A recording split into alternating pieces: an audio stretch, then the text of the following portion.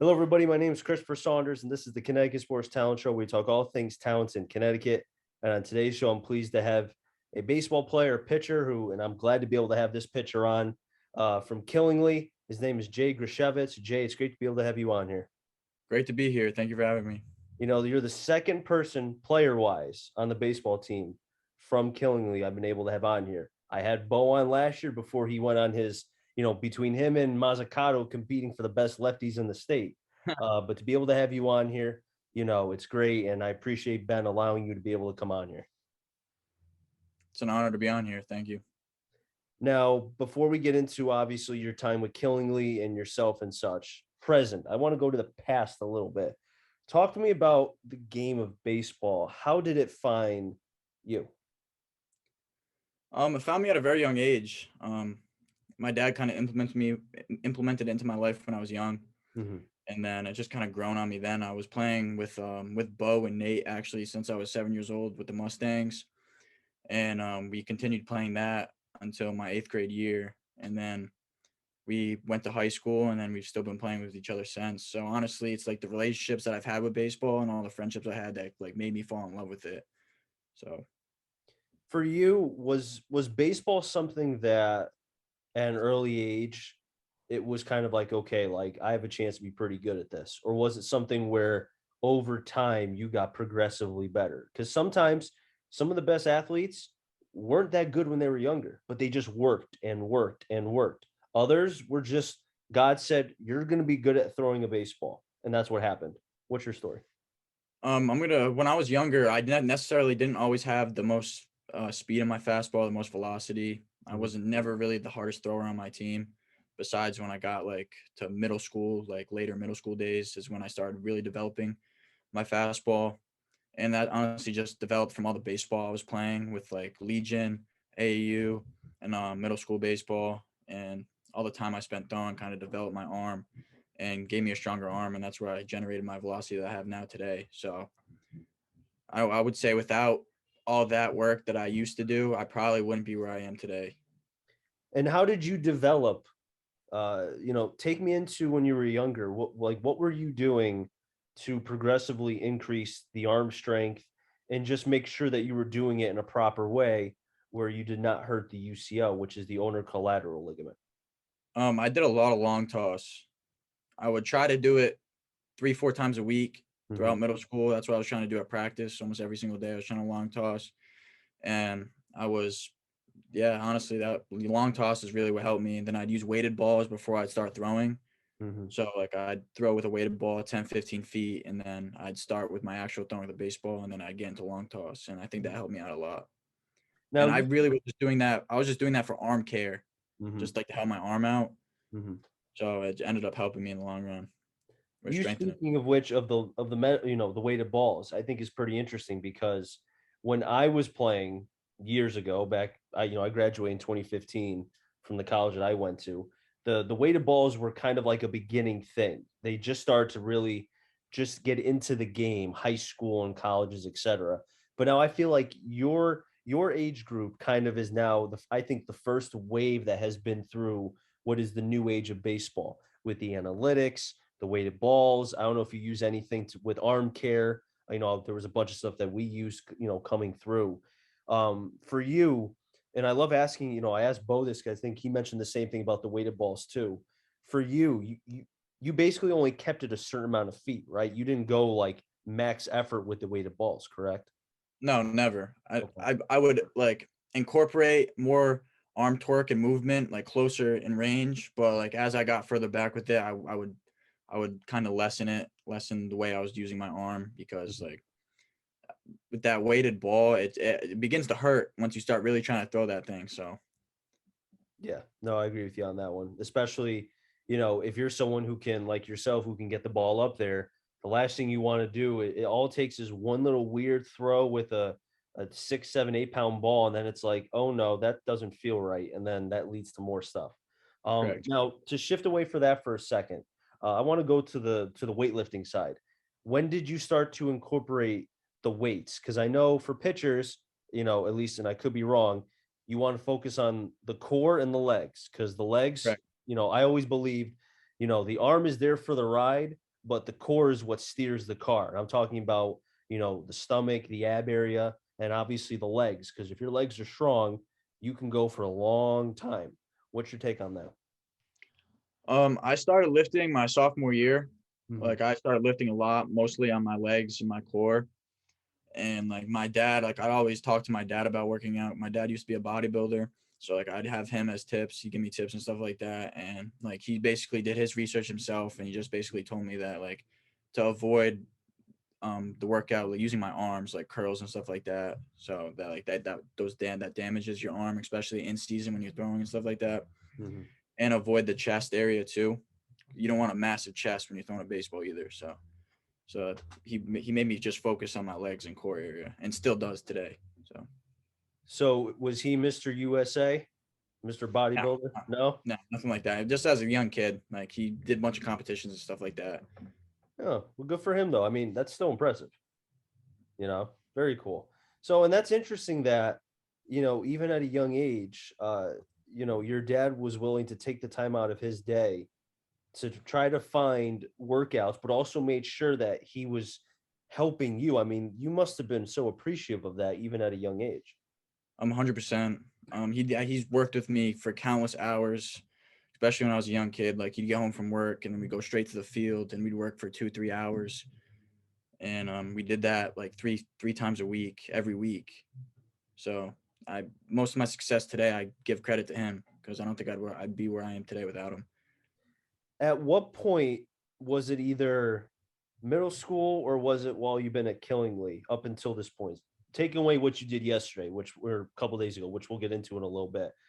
At what point did you start to, because obviously, and I think a lot of people may say all this is obvious, maybe some people will say it won't, but playing baseball, you fail more than you succeed. And confidence is probably the biggest thing in baseball than it is for any other Correct. sport. And especially for pitchers, you're on your own island. We're on our own island because I was a former pitcher. It's just us there. That's it. If we can't throw strikes, nobody's coming to help us except maybe a mound visit, but that's it. Yeah. So for you, when did you start to feel that your confidence was matching the talent? My eighth grade year, my seventh, eighth grade year is like when I really elevated from like being an average pitcher to like a really good talented pitcher. And that's where my velocity like shot up. Like I was throwing 78, 79, 80 my seventh, eighth grade year. So that's where my confidence grew. And then with confidence comes more strikes. And then you can implement the off speed stuff. Mhm. Now, what was the during that year, that eighth grade year?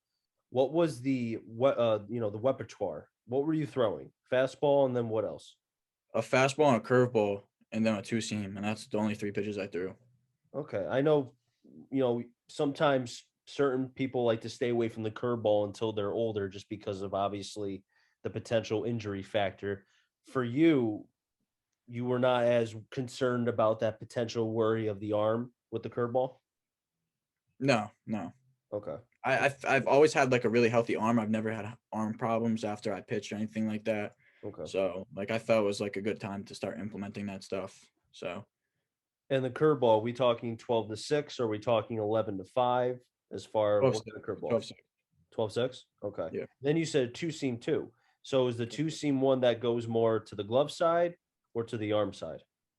Glove side.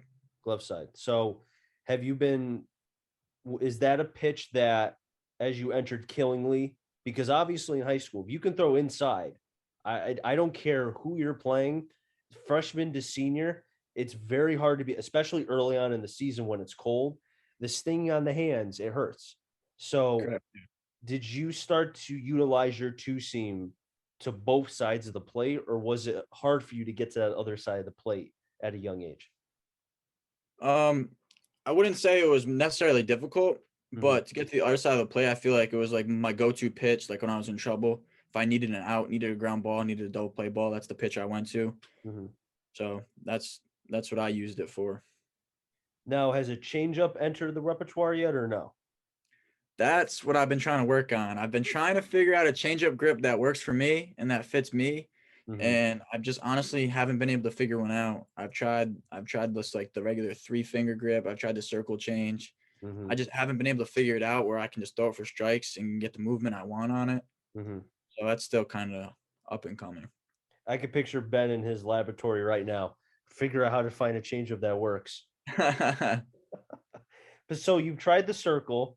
You said you tried the three finger, which I call it kind of like the Vulcan changeup to a lesser degree. Yeah, That's it's I think it's one of those things, man, where and I don't know if you've tried this, you probably have because you're a smart kid. When you long toss, throw your change up. I mean, I always when I was a pitching coach for a year with Naugatuck, I told my pitchers, I don't care if the changeup is thrown terrible and it takes like 80 bounces to get to that guy, no matter how far he is. You just want to make sure you get that in your mind, fastball, fastball, and just throw with that same arm speed. I think for any pitcher, especially for yourself, once you get to that comfortability of the grip, I feel like everything else will follow through. correct. Yeah. The 3-finger was comfortable, but it just didn't have the movement that I liked on it that a Mm-hmm. changeup should have. And it really didn't look much different than my fastball when it was coming into the batter's box. So Mm-hmm. I threw that one in the trash. So Did and you then the ever circle, bother? I mean, I didn't mean to cut you off, you're but good. You're was there any pitchers that you tried to be able, to discuss as far as with that changeup to try to find something? my coach Drew Daly pitched at Mitchell. Yep. We still try to work to this day on a changeup grip that works for me. So we're still trying to figure it out. Really? Yeah. Okay. And has he been able to, because I'm sure he must know various changeups grips as well to be able to try to find one for you. Correct. He does. Like, we've tried a couple in the past couple weeks since the season started, and like it's just either like it spikes like 10 feet in front of the catcher, Mm-hmm. or it's just like my arm movement completely slows down for me to be able to throw it accurately. Mm-hmm. So like that's what we're still trying to work on. And speaking of the arm movement, I wonder if that's because you don't have the confidence in it because you're kind of That's second probably, guessing. yeah. I probably don't have the confidence in it. So Yeah, because obviously, if it's a curveball, that's your bread and butter. So you're as confident as Randy Johnson back in his heyday. You know what I'm saying? But yeah, I mean, and I don't mean to keep harping on the changeup, but I just feel like that's a pitch that, especially at the next level, if you can that have I'm a gonna need to have. Yeah, that I yeah, need to have. Yeah. exactly. You need to have it in college, and especially in high school too. If you got a changeup to get off, I mean, you throw mid 80s. If your changeup is 75, that makes your 85 to let's say 89. If you're touching that, that makes it look 92 to 95 because your changeup is 10 miles per hour slower. Yeah. But that's just keep working at it. You'll find it. Because watch, That's one the day you're plan. gonna That's the find it plan. while you're long tossing. You're gonna be like, oh, Ben, I think I found it. I think I found it. You know. So as you're progressing through Killingly, obviously there's been a lot of pitchers to be around that you can kind of learn from and such, and especially who you played with before. Um, do you feel like that with Bo graduating and that kind of you taking, and they're big shoes to fill, but you got you're your own person. You can't be Bo, you can only be Jay. But obviously, some people kind of think, oh, he's going to be the next Bo. He's going to strike everybody out. It's not possible. You're basically, you're your own person. How Correct. difficult is that to remind yourself, I'm who I am and I can only do what I can do. I'm nobody else. Um, it's kind of like I've never been a really big strikeout guy, so like I don't really look for that, and I still don't really look for that. It just comes when it comes. I pitch for contact, and I just have my hold my infield behind me can make plays. So that's honestly what I do. I just try to hit my spots, try to make good pitches. Mm-hmm. So I'm not really worried about like the comparison of me and Bo. Like obviously he's got records that I'm trying to come for too. So it would be nice to be able to beat him and be able to say I beat him, but that's not like my main focus when I'm on the mound. Like my main focus is winning that pitch, winning that at bat, and then winning that game. So that's what mainly I think about. And you've got a very good team around you. I mean, we were discussing about the third baseman who's only a freshman. You've got some Correct. other players too. I mean, your catcher is also very good as well. Correct. That's got to be, and I understand it was a tough loss a couple days ago. They happen. Like I told you when I was texting you, You'd rather have him now than have him in the ECC tournament or, God forbid, a state tournament, because then Correct. Correct. there's no, at least for a state tournament, your season's done. You don't want that. No, no. Do you feel like that with your ability, and especially with you being one of the older players, these younger guys are going to be looking at yourself and others to kind of lead them early? Are you going to be able to, because obviously with you being the pitcher, like, you got a lot of stuff to focus on, but you may have to kind of do a little bit more to help out these young pups. Are you willing to do that? Oh, 100%. I feel like we got a lot of talent, and like I'm obviously focusing on this year, but like I'm also focusing on what their future holds and what they have within them, and like it's just about them reaching their potential as well. Like I had with the older kids above me that wanted me to reach my potential. So like I feel like the younger kids that we have, like honestly, I think the sky's the limit for some of them. I mean, some of them are very talented for that age, and honestly, they're probably some of the best kids on the team, and they're only freshmen. They're only 14, 15 years old. So And speaking of that freshman, there was one in particular who came in relief in the game that we just spoke about. Talk to me about him very quickly, because he sounds like someone that could be on this podcast before the end of the season. he's got like the same arm slot that I got. He throws low 80s, high 70s. He's Mhm. very accurate. He's got a good slider. He's got a good curveball. He's very accurate. Hits his spot. Like in the way he reminds me of me, the ball kind of just like flies out of his hand. Like it looks effortless. And his mechanics are almost flawless. And he's got a lot of confidence already for being so young. So, and him himself, I think he's only 15. So I think with him specifically, the sky is the limit for him. It's scary to think that, you know, Killingly has all this youth, because it's only going to get better when you think about the amount of innings that they're going to get, the amount of experience they're going to get. But, there's going to be games like what happened where, growing pains. And I think, not to put words in Ben's mouth, but I think he kind of is thinking, okay, that's a learning experience.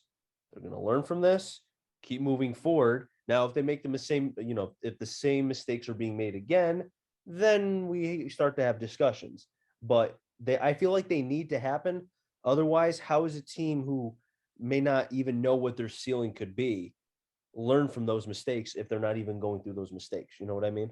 Yeah, correct, correct. Like last year, we didn't really have like youth. We were very older. We are a very older team, so we had experience. Yep. So like coming into the season, like those hiccups weren't expected. Like we started off 10-0. So obviously it's way different from last year than this year. But I feel like we needed to get these games out early. Like the scrimmage we had against Holland, we beat them 8-2. So Mm-hmm. I feel like that brought in too much confidence coming into this game. So I mean, mistakes are going to happen with younger kids. I mean, they're going to grow, they're going to learn, they're going to mature as the season goes on. Mm-hmm. And I'm just hoping that once we click, and then we're going to be just as good as we were last year. If you keep progressing like you are and you keep having games like you did in your first start where you strike out 15, I highly, highly doubt that that's going to be unnoticed too much longer. And I think people, I would hope, I mean, God hoping, I hope they start to notice. They should be noticing last year, especially not even last game, but what you did last year. But that's beyond the point. Um, do you feel like that, because you saw what happened with Bo with all the attention that he got? Are you, and I'm not questioning you, I'm just asking a question here.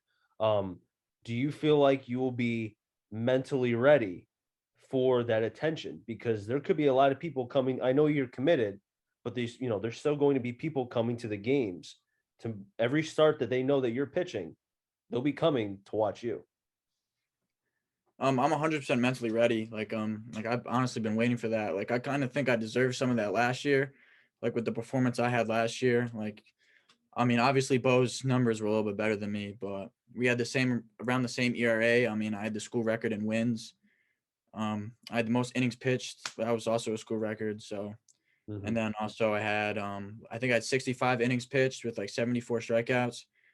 So I thought myself realistically, I thought I should have got more attention last year, but obviously with Bo, Mm-hmm. like we're putting up the stats he did at the plate and on the mound, like it happens. It happens. No, Jay, it's great to be able to have you on here. Before I let you go, I just want to talk about real quick about kind of the rest of the season. I know obviously you can't predict And I'm not going to ask you, oh, do you think you're going to win all your games? Do you think you're going to win the ECC? That's a dumb question to ask. But I'm just asking for kind of a, because we spoke about the team, and I feel like that's so important because this is a team game. I mean, obviously, there's dominant guys who can win games like Frank Mazzucato, who could single Correct. handedly win games, both pitching and hitting. But for this Killingly team, um, what kind of expectations, with you being the older guy, the leader, the head honcho here, the ace, um, what kind of expectations do you have for this team for Killingly? The expectations I have is to one, make another run at an ECC title, and two, try to make a state tournament run. Like I feel like we got more than enough potential to do that. And I think once all the pieces come together and we become a team, like with that team chemistry, that's like really important. Mhm. Um, I think the sky's the limit for us. We just gotta click at some point. We just gotta be able to click, and I think that's the most important part. And for yourself, what do you want out of yourself for this season? What I want more out of myself is I want to become a better leader. Like I'm not necessarily worried about like how many strikeouts I have per game, how many hits I give up, how many runs I give up, which is obviously an important part in my game, but I'm more worried about what I can do for other people because I know what I'm gonna do is I'm gonna help the team out regardless in what I do. So I'm morely worried about helping out the younger kids and developing them, and me knowing I'll be fine. Jay, it was great to be able to have you on here. I could talk to you forever, and I hope you'll, come back on here because I'd love to be able to. I'll be looking forward to that text or Ben tells me that you found the changeup. Nobody will be happier than me when you find that changeup, even more so than your pitching coach. I mean, I hope I can find that change up, and then when it happens, I'll be texting you myself. I think you will. You're going to put in the work. I know that you want it bad enough. There's no way in heck that there like the changeup is going to evade you. At some point, you're going to find it. And who knows? Maybe it's the same. Maybe it's the circle change.